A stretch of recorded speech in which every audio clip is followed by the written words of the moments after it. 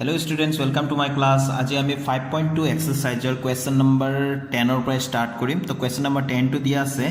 এটা সমান্তৰ প্ৰগতিটোৰ 17তম পদটি 10তম পদতকৈ 7 ডাঙৰ সমান্তৰ প্ৰগতিটোৰ সাধাৰণ অন্তৰ নিৰ্ণয় কৰিব লাগে। ঠিক আছে?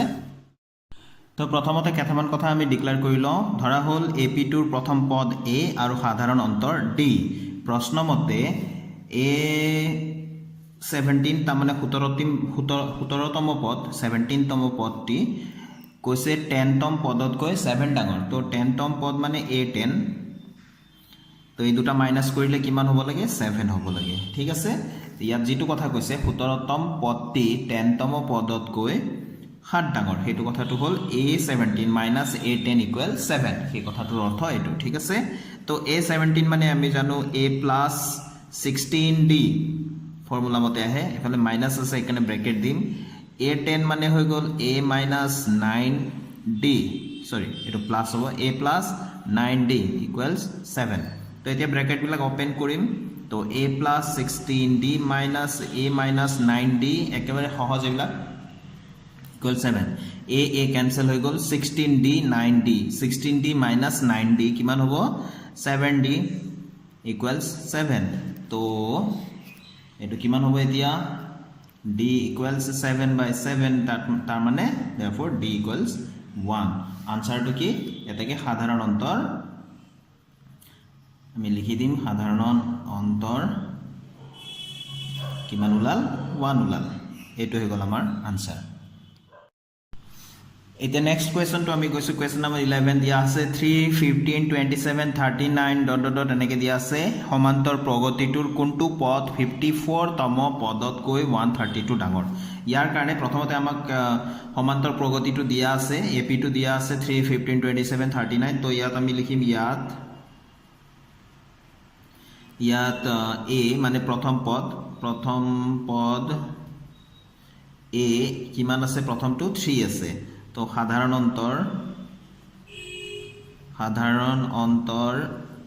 d কিমান আছে, সাধাৰণ অন্তৰ d টো আছে আগৰ পিছৰটোৰ পৰা আগৰটো মাইনাস কৰিম। তো 15 minus 3 equals 12 এইখিনি আছে। তো আমি ধৰিম যে ধৰা হল nতম পদটো 54তম পদতকৈ 132 ডাঙৰ বুলি আমি কম। এটো যেটো কোয়েশ্চন আছে কোনটো পদ 54তম পদতকৈ 132 ডাঙৰ, তো আমি কৈ লম যে ধৰা হল nতম পদটো 54তম পদতকৈ 132 ডাঙৰ। তো কথাটো মই লিখি দিলো যে ধৰা হল nতম পদটো 54তম পদতকৈ 132 ডাঙৰ, অৰ্থাৎ ইয়াৰ অৰ্থটো এইটোই, অর্থাৎ nতম পদ মানে আমি an লিখো, an minus a54, এইটো মাইনাস কৰিলে কিমান হ'ব লাগিব 132 হ'ব লাগিব। ঠিক আছে, তো an মানে আমি ফর্মুলা মতে a plus n minus 1 into d এটো লিখো, আর ইফালে ব্র্যাকেট মাইনাস আছে যেহেতু মাইনাসৰ পিছৰখিনি আমি ব্ৰ্যাকেটত ৰাখিলে বেছি ভাল, আগফালৰখিনিও আমি ৰাখিব পাৰো। তো আমি এটো আগফালৰখিনিও ৰাখি দিলো, কোনো কথা নাই। তো a54 মানে আমি লিখিব পাৰো a plus 53d, ইফালে তো 132 আছে নহয় জানো। তো আমি এতিয়া a plus n minus 1 into d bracket খুলি দিলো, এইফালেও ব্র্যাকেট খুলিলে মাইনাসৰ পিছৰখিনি সাইন চেঞ্জ হ'ব, a minus 53d equal 132, a minus a cancel গল। তো এতিয়া আমি কি কৰিম, তো আমি d ৰ মানটো পাতি দিও, n minus 1 into d মানে কিমান আছিল, d মানে 12 আছিল, 12 পাতি দিলো, মাইনাস এইখিনি তো গল, a minus a টো ক্যান্সেল হল। তো এইখিনি পার্ট আছে আৰু ইফালে মাইনাস 53d আছে। তো মাইনাসটো লিখিলো 53 into d মানে কিমান আছিল 12 আছিল, ইফালে 132। তো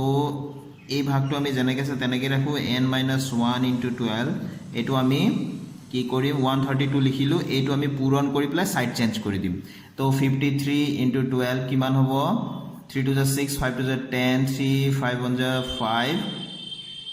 5, তো এটো 6 হল, এটো 3 হল, এটো 636। ঠিক আছে,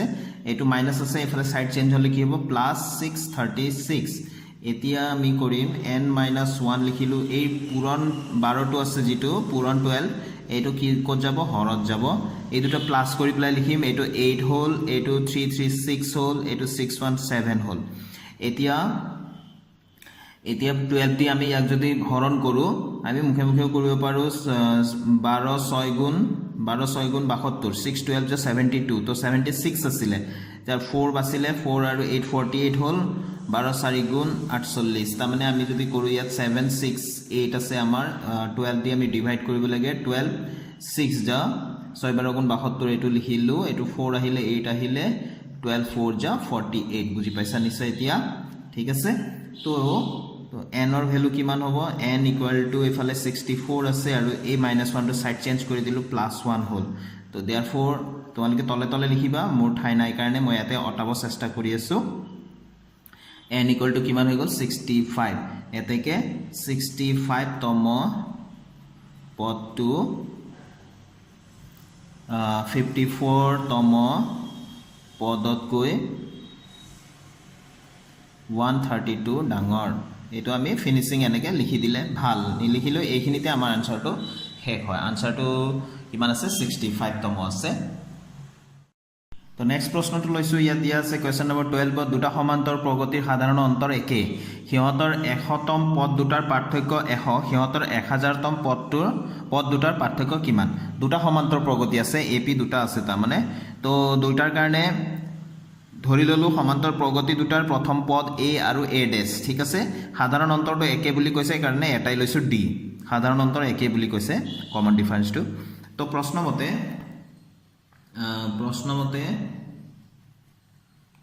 কৈছিলে যে সিহঁতৰ 100 তম পদ দুটাৰ পাৰ্থক্য 100 100 তম পদ মানে a100 মাইনাস a ডেশ 100 ইকুৱেল কিমান বুলি কৈছে 100 ঠিক আছে a100 মানে আমি কি লিখিব পাৰো a plus a100 মানে a plus 99d এটা 100 100তম পদটো a plus 99d আৰু ইফালে 100তম পদ যাৰটো ডেশ আছে এটো a ডেশ a plus 99d d two কিয় দুইটাৰে সাধাৰণ অন্তৰ একে আছিল হেতুৰ কাৰণে তো এতিয়া ইয়াতে 100 আছে 100 টো লিখিলো ঠিক আছে তে ব্র্যাকেটটো ওপেন কৰিম a plus 99d minus a dash minus 99d minus এটো বাহিৰত মাইনাস আছে কাৰণে ভিতৰত চিনলা হলনি হ'ব প্লাস থাকিলে মাইনাস থাকিলে প্লাস হ'ব হয়নে এটো আমি জানো গতিকে এটো 99d minus 99d এটো ক্যান্সেল হল তো আমাৰ থাকিলে কি যে a plus